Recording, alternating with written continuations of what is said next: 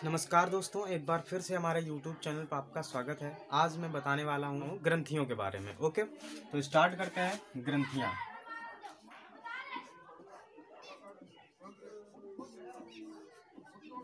ग्रंथियों को ग्लैंड बोलते हैं इंग्लिश में। तो ओके, तो ग्रंथियों के बारे में स्टार्ट करते हैं। तो सबसे पहले बात ये आती है कि ग्रंथियाँ जो होती हैं वो क्या करती हैं। तो ग्रंथियाँ जो होती हैं वो हार्मोन व एंजाइम निकालती हैं। ग्रंथियां जो होती हैं वो हार्मोन तथा एंजाइम निकालती हैं। ओके, अब यहाँ पर बात ये आती है कि इन ग्रंथियों को दो भागों में बांटा गया है। नंबर 1 पार्ट और इसी का नंबर दूसरा पार्ट। पहला पार्ट ये है कि होता है अंतःस्रावी ग्रंथियां, अंतःस्रावी ग्रंथियां, और दूसरी होती हैं बहिर्स्रावी ग्रंथियां। बहिर्स्रावी ग्रंथियां।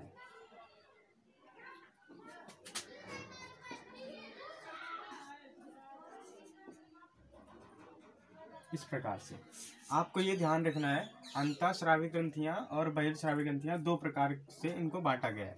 उसके बाद यहाँ पर क्या होता है, अंतःस्रावी ग्रंथियां क्या निकालती हैं, ये हार्मोन निकालती हैं। जो अंतःस्रावी ग्रंथियां होती हैं ये हार्मोन निकालती हैं, ये एग्जाम में क्वेश्चन पूछा जाता है कि अंतःस्रावी ग्रंथियां जो होती हैं वो क्या निकालती हैं या कौन सा एंजाइम वो निकालती हैं। तो ये हार्मोन निकालती हैं। उसके बाद जो बहिर्स्रावी ग्रंथियां होती हैं ये निकालती हैं, एंजाइम निकालती हैं। तो ये एंजाइम निकालती हैं, या स्रावित करती हैं। ओके, अब यहाँ पर बात ये आती है कि अंतःस्रावी ग्रंथियां जो होती हैं ये नलिका विहीन होती हैं। ये जो होती हैं ये नलिका विहीन होती हैं,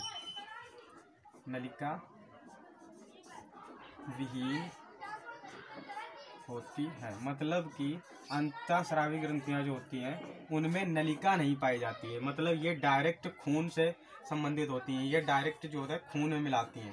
ये जो हार्मोन है, अंतःस्रावी ग्रंथियां जो होती हैं वो हार्मोन को डायरेक्टली खून में इन्वॉल्व कर देती हैं, मतलब खून में मिला देती हैं डायरेक्ट।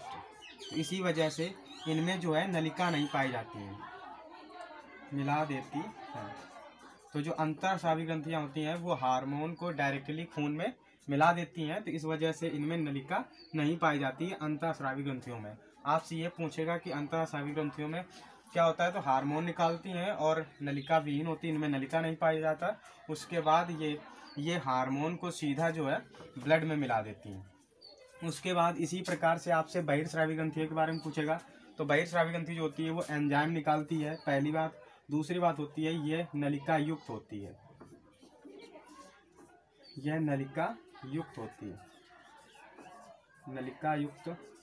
है, उसके बाद यहाँ पर आपको ये ध्यान रखना है, जब नलिका युक्त होती है तो इसका मतलब ये है कि जैसे आप समझते हैं बहिर्स्रावी ग्रंथियों का मतलब होता है इसमें जो होता है एंजाइम का स्रावित करने के लिए या एंजाइम को निकालने के बाद इन्हें जो होता है नलिकाओं की ज़रूरत होती है शरीर में आगे बॉडी तक पहुंचाने के लिए।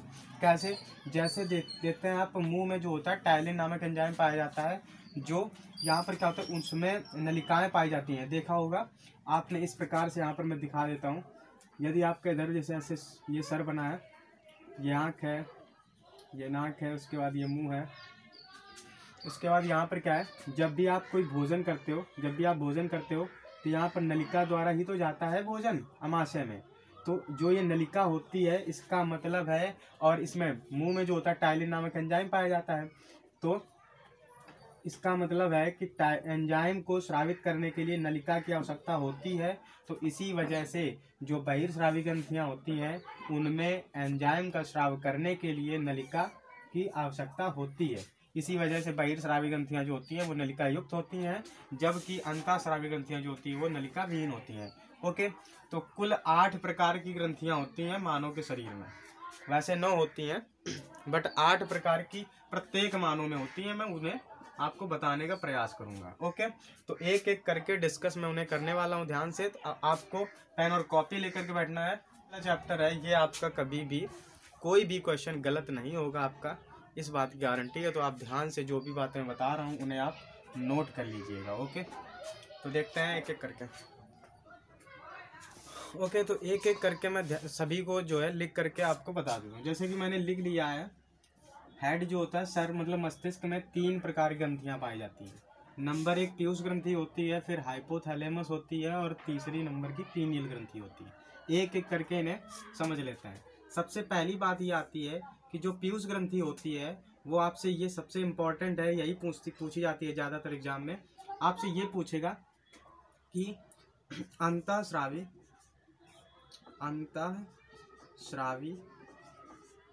सबसे छोटी ग्रंथि, सबसे छोटी ग्रंथि जो होती है, छोटी ग्रंथि होती है।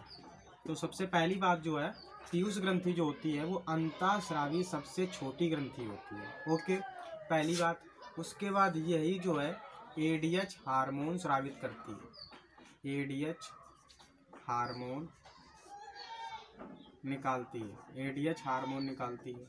आपको ये ध्यान रखना है, ये बहुत ही इंपॉर्टेंट है, पूछा जाता है एग्जाम में कि एडीएच हार्मोन कौन सी ग्रंथि निकालती है। तो आपको पता होना चाहिए कि पीयूष ग्रंथि निकालती है। इसी ग्रंथि को मास्टर ऑफ ग्लैंड कहते हैं, मास्टर ऑफ ग्लैंड,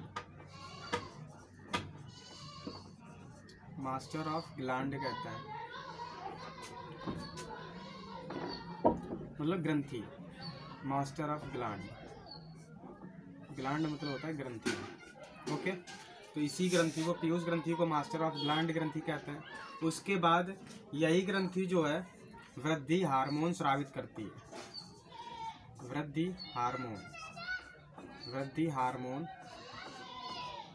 हार्मोन निकालती है। इसका मतलब ये है कि इसी ग्रंथि के कारण यदि अधिक हार्मोन निकालती है तो वह व्यक्ति लंबा हो जाता है, और यदि कम हार्मोन निकालती है तो वह व्यक्ति बौना हो जाता है। तो यही ग्रंथि के कारण जो होता है व्यक्ति की जो होती है लंबाई जो होता है, या वृद्धि हार्मोन इसी ग्रंथि से निकलता है, पीयूष ग्रंथि से। और इसी में यदि अधिक हार्मोन स्रावित होगा तो लंबा व्यक्ति होगा, और यदि कम हार्मोन स्रावित हो रहा है तो बौना होगा। ओके, तो यहाँ तक बात आई पीयूष ग्रंथि की। अब बात करते हैं हाइपोथैलेमस ग्रंथि की। इस ग्रंथि का काम क्या होता है? इस ग्रंथि का काम होता है ताप व फीलिंग्स जो होती हैं उन पर नियंत्रण रखना इस हाइपोथैलेमस का कार्य होता है। शरीर का ताप तथा फीलिंग्स जो होती हैं उन फीलिंग्स पर नियंत्रण रखने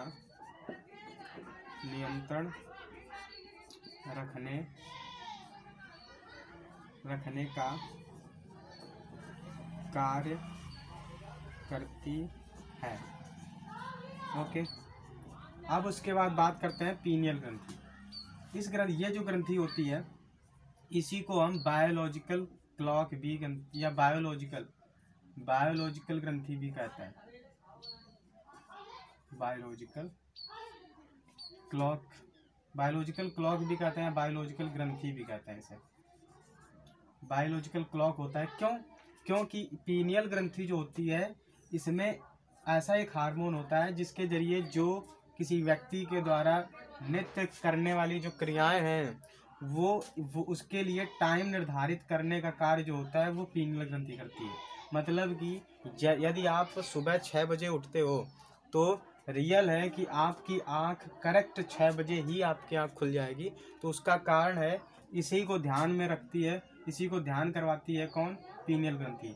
तो इसीलिए इसे बायोलॉजिकल ग्रंथि कहते हैं। ओके, तो यहाँ तक बात आई। इसी प्रकार से सर के बारे में मैंने तीनों प्रकार की ग्रंथियों के बारे में मैंने फुल ऑन डिस्कस किया कि जो पीयूष ग्रंथि है आपसे ये पूछा जाएगा कि अंतःस्रावी सबसे छोटी ग्रंथि कौन होती है, तो वो पीयूष ग्रंथि होती है। एडीएच हार्मोन कौन निकालती है, तो वो पीयूष ग्रंथि निकालती है। मास्टर ऑफ ग्लैंड किसे कहते हैं, उसे पीयूष ग्रंथि को कहते हैं। वृद्धि हार्मोन कौन निकालती है, वृद्धि हार्मोन भी पीयूष ग्रंथि निकालती है। सबसे इम्पोर्टेंट जो है ये है इसमें।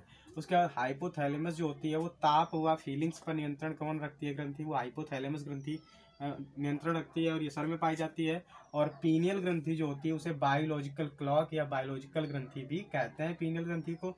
ये क्या करती है, किसी व्यक्ति के द्वारा जो उसकी रोजाना की क्रियाएं हैं उनको निरंतर ध्यान में रख करके उन्हें मतलब इन्फॉर्म देती रहती है कि जैसे यदि कोई व्यक्ति सो रहा है तो जिस प्रकार से यदि वह 12 बजे रात को उठता है प्रतिदिन, तो वह प्रतिदिन ही उसकी आंख 12 बजे ही खुल जाएगी, क्योंकि वह रोजाना उसकी नित्य प्रतिदिन की क्रिया है।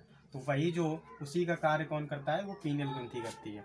ओके, तो इसे आप स्क्रीनशॉट ले लीजिए, फिर उसके बाद आगे बढ़ाते हैं। ओके, तो अब बात करते हैं गले की।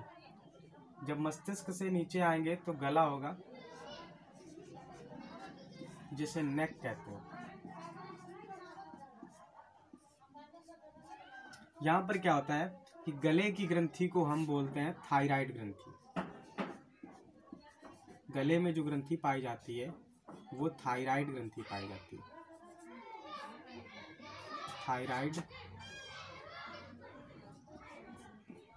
थायराइड ग्रंथि पाई जाती है। ओके, अब यहाँ पर थोड़ी सी बात मैं समझा देता हूँ। तो यहाँ पर क्या होता है, इस प्रकार से जो होता है गला होता है, उसके पास यहाँ पर जो होता है ये बीच की जो होती है इसे हम बोलते हैं थायराइड ग्रंथि। ये तो थायराइड ग्रंथि है। इसी के पास में इस प्रकार से यहाँ पर जो ग्रंथियाँ होती हैं उन्हें हम पैराथायराइड ग्रंथि कहते हैं। तो ये जो है इन्हें हम पैराथायराइड ग्रंथि कहते हैं। पैराथायराइड ग्रंथि, पैराथायराइड ग्रंथि। तो आपसे यहाँ पर ये बात पूछेगा एग्जाम में कि गले में पाई जाने वाली ग्रंथि कौन सी होती है, तो आप कहोगे थायराइड ग्रंथि होती है और पैराथायराइड ग्रंथि होती है। ओके, उसके बाद यहाँ पर ये जो इम्पोर्टेंट बात ये है कि सबसे बड़ी अंतःस्रावी ग्रंथि जो होती है, यहाँ पर आप लिखोगे कि सबसे बड़ी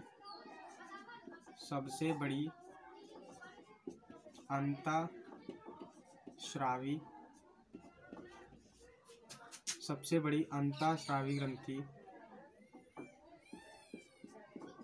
सबसे बड़ी अंतःस्रावी ग्रंथि जो होती है, सबसे बड़ी अंतःस्रावी ग्रंथि होती है, सबसे बड़ी अंतःस्रावी ग्रंथि होती है। तो जो ये थायराइड ग्रंथि होती है ये सबसे बड़ी अंतःस्रावी ग्रंथि होती है, जबकि सबसे छोटी अंतःस्रावी ग्रंथि होती है पीयूष ग्रंथि। लेकिन यदि आपसे ये पूछ दे एग्जाम में कि पूरे शरीर में सबसे बड़ी ग्रंथि कौन सी होती है, तो यदि शरीर की बात करेगा तो शरीर में सबसे बड़ी जो ग्रंथि होती है वो लीवर होती है। ये इंपॉर्टेंट है, आप लिख सकते हो। शरीर में यदि पूरे बॉडी की बात करता है तो शरीर में सबसे बड़ी ग्रंथि जो होती है, सबसे बड़ी ग्रंथि जो होती है वो लीवर होती है।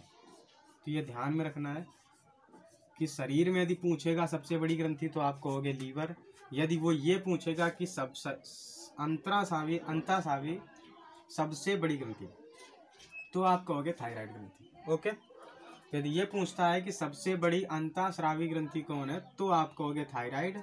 यदि वो कहेगा शरीर में सबसे बड़ी ग्रंथि कौन सी है तो वो तब आप कहोगे लीवर है। ओके, तो इसके बाद इसमें क्या होता है, एक हार्मोन स्रावित होता है, थायरॉक्सिन हार्मोन स्रावित होता है। थायरॉक्सिन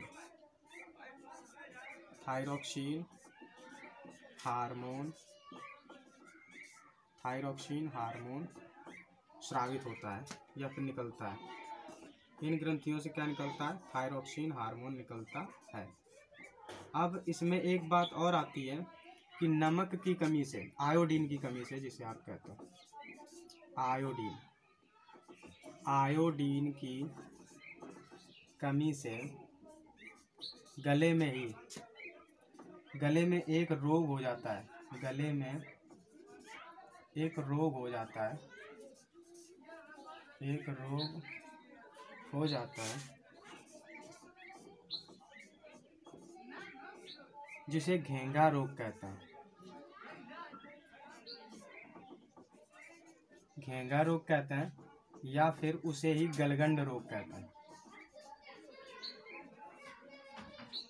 गलगंड रोग कहता है। तो आपसे ये पूछेगा कि घेंगा रोग कहाँ होता है, गलगंड रोग कहाँ होता है, गले में होता है और किसकी कमी से होता है, तो आयोडीन की कमी से। आयोडीन की कमी से गले में जो होता है गलगंड रोग हो जाता है, जिसे घेंगा रोग कहते हैं। ओके, तो इस प्रकार से इसका भी आप स्क्रीनशॉट ले सकते हो। उसके बाद आगे बताते हैं। अब यहाँ पर बात करते हैं आगे, जो हार्ट होता है, दिल के पास वाली जो ग्रंथि होती है, हृदय के जो पास वाली जो ग्रंथि होती है, उसे हम बोलते हैं थाइमस ग्रंथि। थाइमस ग्रंथि।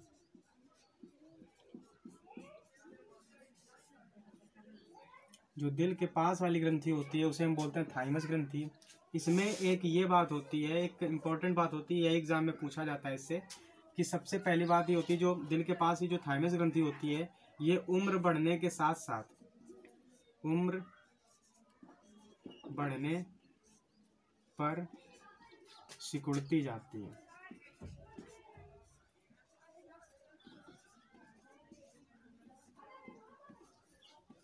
उम्र बढ़ने पर सिकुड़ती जाती है। ये ध्यान रखना है कि जैसे जैसे जब बच्चा होता है कोई व्यक्ति, जब कोई मतलब बच्चा होता है उसमें थाइमस ग्रंथि अधिक होती है, बट जैसे जैसे व्यक्ति की उम्र गुजरती है वैसे जैसे जैसे वो बूढ़ा होता है वैसे वैसे उसकी थाइमस ग्रंथि जो होती है वो सिकुड़ती जाती है। ओके, यही थाइमस ग्रंथि जो होती है इसे WBC जो है वो कंट्रोल करता है, और WBC जो होता है उसे बोलते हैं शरीर का प्रहरी। शरीर का प्रहरी या प्रतिरक्षा तंत्र भी कहते हैं WBC को, वाइट ब्लड कार्पल्स। ओके, तो इस ये जो होता है WBC ही थाइमस ग्रंथि को कंट्रोल करता है। ओके, अब बात करते हैं किडनी की। जो किडनी होती है, जो वृक्क होता है, उसकी बात करते हैं। तो किडनी में क्या होता है, इसमें जो ग्रंथि पाई जाती है वो होती है एड्रिनल ग्रंथि। एड्रिनल ग्रंथि पाई जाती है। सबसे पहली बात तो ये कि जो है किडनी में एड्रिनल नाम की ग्रंथि पाई जाती है, और इस यही ग्रंथि जो है करो या मरो का हार्मोन, करो या मरो, फाइट एंड फ्लाइट, करो या मरो हार्मोन निकालती है। करो या मरो हार्मोन निकालती है। तो ये जो ग्रंथि होती है करो या मरो हार्मोन निकालती है, इसी को हम बोलते हैं फाइट एंड फ्लाइट हार्मोन जो है स्रावित करने वाली ग्रंथि जो होती है वो एड्रिनल ग्रंथि होती है। ओके, अब इसका कुछ ऐतिहासिक चित्र बना लेते हैं इस प्रकार से।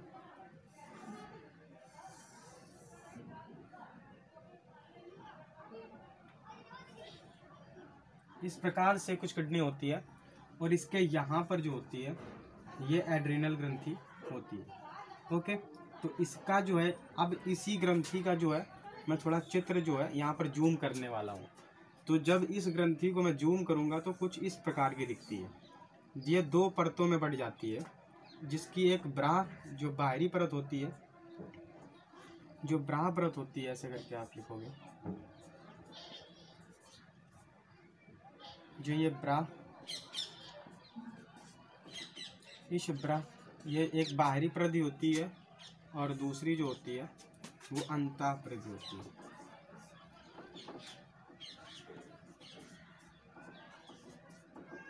ये ब्राह परिधि जो होती है इसे बोलते हैं कॉर्टेक्स, कॉर्टेक्स बोलते हैं, और इसी कॉर्टेक्स से जो होता है लाइफ सेविंग हार्मोन निकलता है। लाइफ सेविंग हार्मोन निकलता है, लाइफ सेविंग हार्मोन। तो आपसे ये पूछेगा कि किडनी से लाइफ सेविंग हार्मोन निकलता है, लेकिन किडनी के किस भाग से निकलता है, तो मतलब एड्रिनल ग्रंथि से निकलता है। एड्रिनल ग्रंथि के जो बाहरी भाग होता है कॉर्टेक्स, उससे लाइफ सेविंग हार्मोन निकलता है। और आपसे ये भी पूछा जाता है कि जो एड्रिनल ग्रंथि का जो अंतःपरिधि है इसमें क्या होता है, तो इसमें जो होती है वो मेडुला पाया जाता है, मेडुला।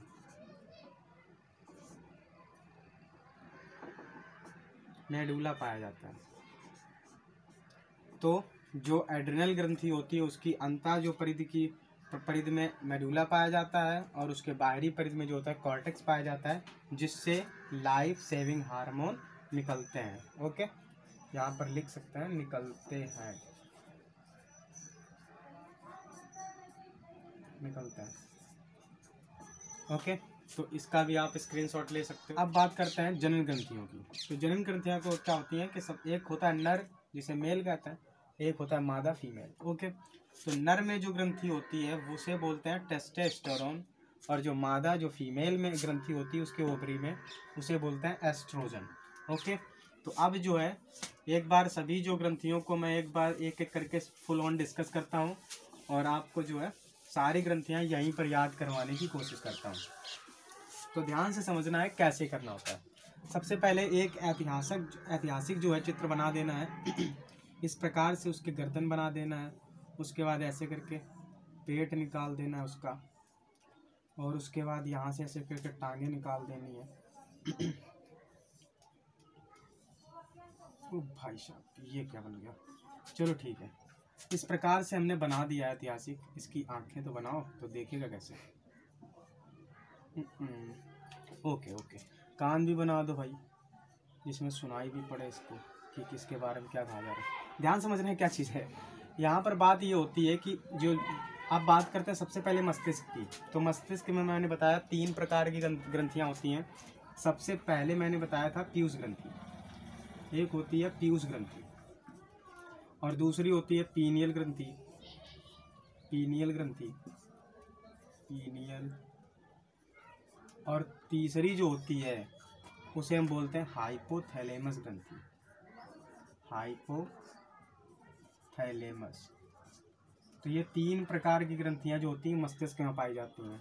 उसके बाद वहाँ से जब नीचे आते हैं तो ये मिलता है गला, और गले में जो पाई जाती है उस ग्रंथि को बोलते हैं थायराइड ग्रंथि, थायराइड ग्रंथि, थायराइड ग्रंथि होती है। और इसी के पास में जो होती है, जो 2 ग्रंथियां होती हैं उसे हम पैराथायराइड ग्रंथि बोलते हैं। क्या कहते हैं? पैराथायराइड ग्रंथि, पैराथायराइड ग्रंथि कहते हैं। उसके बाद जब और नीचे आते हैं तो यहाँ पर होता है दिल, और इसके दिल के जस्ट सामने यहाँ पर एक ग्रंथि होती है जिसे हम बोलते हैं थाइमस ग्रंथि। तो यहाँ पर होती है थाइमस ग्रंथि, थाइमस ग्रंथि, ये हो गया। उसके बाद इसके नीचे आ जाता है यहाँ पर लीवर। तो यहाँ पर होता है अग्नाशय, ये होता है अग्नाशय। तो आपको ये ध्यान रखना है, छोटा सा इम्पोर्टेंट पॉइंट है, ध्यान रखना है। ये एक अग्नाशय ग्रंथि होती है, और ये एक ऐसी ग्रंथि है जो क्या होती है, हार्मोन भी स्रावित करती है, हार्मोन भी निकालती है, और प्लस एंजाइम भी निकालती है। तो यहाँ पर आपको ध्यान रखना है, ये इम्पोर्टेंट है, पूछा जाता है क्वेश्चन कि ऐसी कौन सी ग्रंथि है जो अंतःस्रावी भी है और बहिर्स्रावी भी है, मतलब हार्मोन भी निकालती है और एंजाइम भी निकालती है। तो वो ग्रंथि का नाम होता है अग्नाशय ग्रंथि। और ये जो होती है इसमें हार्मोन और एंजाइम दोनों जो होते हैं दोनों निकालते हैं। उसके बाद मैंने बताया था इसमें जो होता है हार्मोन जो निकलता है, उस हार्मोन को निकलने के लिए या फिर हार्मोन को डायरेक्ट जो होता है खून में मिलाने का कार्य होता है। इस वजह से उसमें नलिका मतलब की ज़रूरत नहीं होती है, लेकिन एंजाइम में जो होता है नलिका की ज़रूरत होती है। इसी वजह से अग्नाशय में ये दोनों ही चीज़ें होती हैं। एक तो कुछ नलिकाओं का भी प्रयोग होता है और कुछ ब्लड का भी, जो नसें होती हैं उनका भी प्रयोग होता है, जिसके कारण इस वजह से ये अग्नाशय ग्रंथि जो होती है उसे हम मिश्रित ग्रंथि कहते हैं। तो यहाँ पर हम लिख देंगे कि एक ही मिश्रित ग्रंथि है, मिश्रित ग्रंथि, जिसे हम बोलते हैं अग्नाशय। तो ये ध्यान रखना है कि जो अग्नाशय होती है वो मिश्रित ग्रंथि होती है, मतलब कि अंतःस्रावी भी होती है और बहिर्स्रावी भी होती है, मतलब हार्मोन भी स्रावित करती है और एंजाइम भी स्रावित करती है। उसके बाद अब बात करते हैं किडनी की। तो यहाँ पर हम किडनी बना लेते हैं फुर्ती में। तो ये मैंने किडनी बनाई, और किडनी में होती है कौन सी ग्रंथि? एड्रिनल ग्रंथि होती है, एड्रिनल ग्रंथि होती है। तो किडनी में जो पाई जाने वाली ग्रंथि होती है वो एड्रिनल होती है। और यहाँ पर होता है जनन ग्रंथि, और जनन ग्रंथि में मैंने आपको बता दिया है जनन ग्रंथि। ओके, तो इस प्रकार से जो है अंतःस्रावी ग्रंथियों के बारे में मैंने फुल ऑन डिस्कस किया है। तो आशा करते हैं आपको क्लास अच्छी लगी होगी। यदि अच्छी लगी हो तो लाइक करिए, शेयर करिए, सब्सक्राइब करिए। Okay, thank you.